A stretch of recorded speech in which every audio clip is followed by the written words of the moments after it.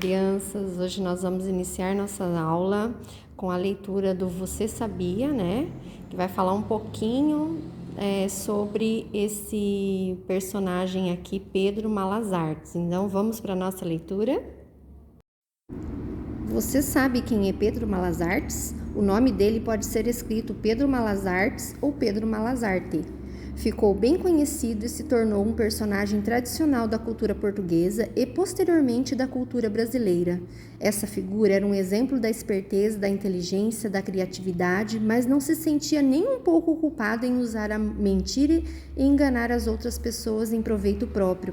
De acordo com o pesquisador da cultura nacional Câmara Cascudo, Pedro Malas Artes é uma figura tradicional nos contos populares da Península Ibérica, como exemplo de burlão, invencível, astucioso, cínico, inesgotável e expedientes e de enganos, sem escrúpulos e sem remorsos. A menção mais antiga feita ao personagem é na cantiga 1132 do Cancioneiro da Vaticana, datado dos séculos XIII e XIV. Chegou o paio de más artes, com seu cerame de chartes, semelha-me buzuardo, vindo em ceramém pardo. Logo ouves manto de tabardo. Duas óperas brasileiras têm o personagem do protagonista Malas Artes de Oscar Lourenço Fernandes e Graça Aranha, e Pedro Malas Artes de Mozart, Camargo, Guarnieri e Mário de Andrade. Na literatura, vários autores usaram o personagem e nos cinemas ele tomou corpo, como As Aventuras de Pedro Malas Artes, de 1960, com Mazzaropi no papel principal. Interessante, né?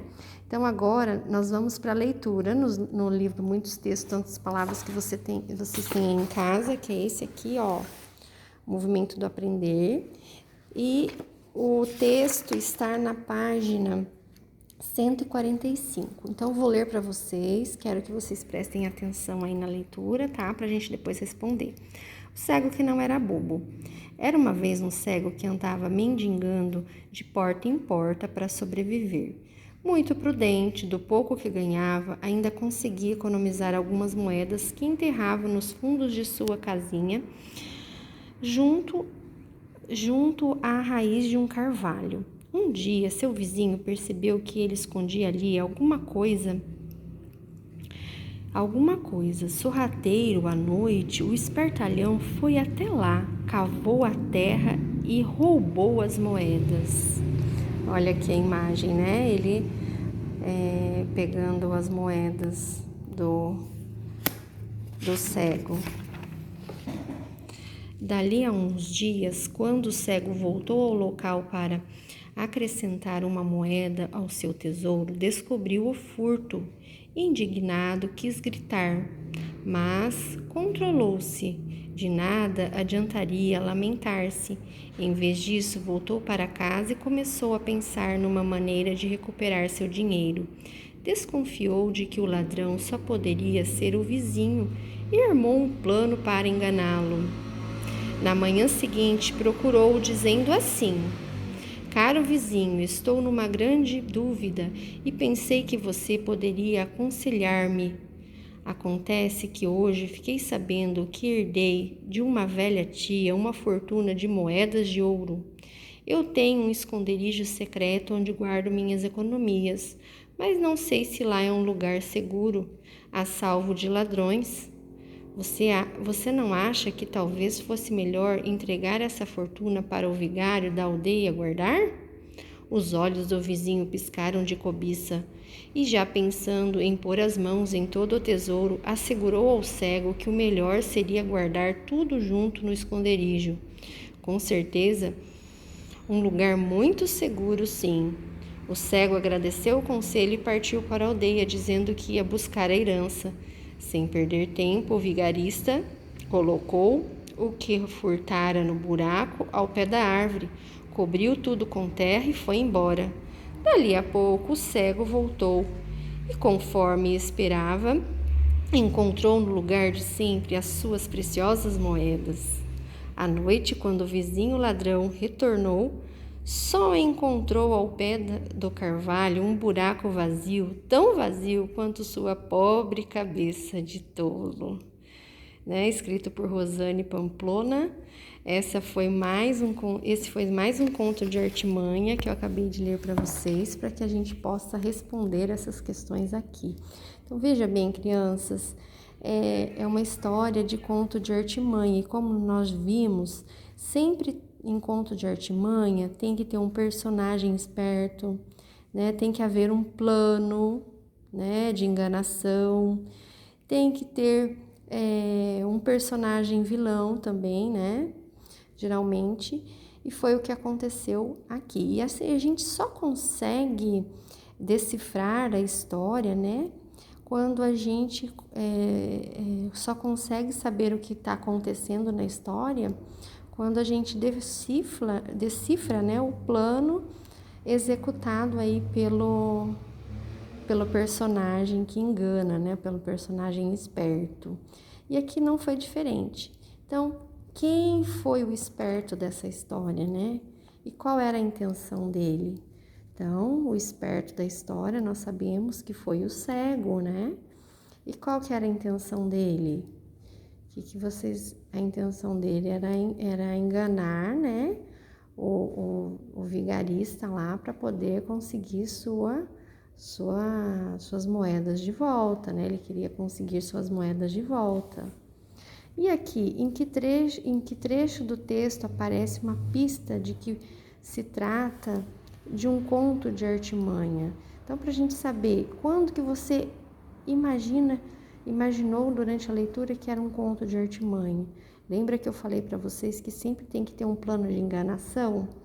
Então, na parte em que fala que ele armou um plano para enganar o vizinho, eu já descubro, que tem um plano de artimanha, um conto de artimanha, quando ele fala que ele vai armar um plano para enganar o vizinho dele, certo?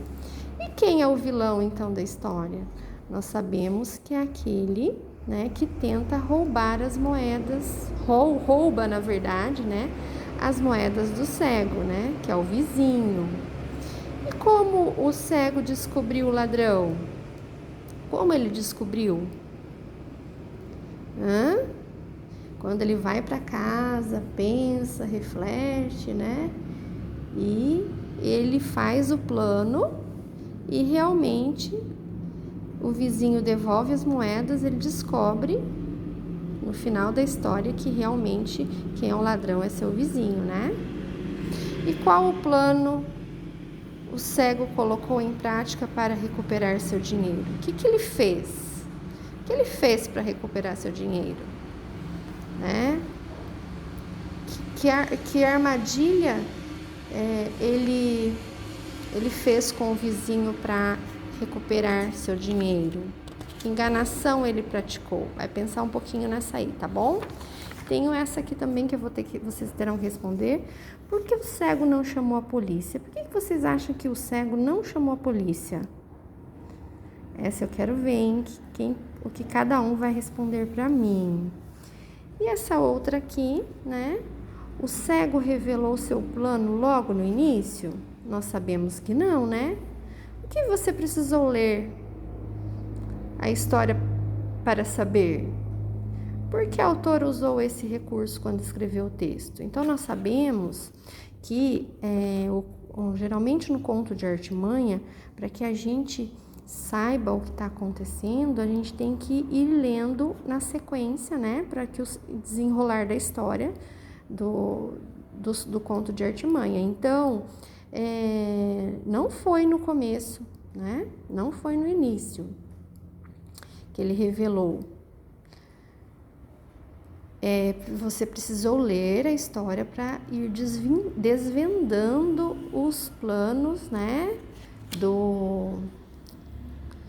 do cego, qual planos ele ele foi elaborando no decorrer e você foi desvendando durante toda a história. E você só consegue saber o que acontece de fato, né, no final da história.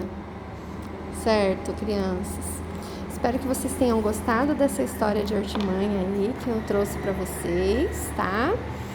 Leiam bastante, certo? E eu vou deixar mais uma leiturinha aí para vocês no final, que é a leitura aqui, olha, dos muitos textos, tantas palavras, a Dona Raposa e os Peixes. Essa leitura eu não vou fazer para vocês, está lá na página 16 e 19, eu já li.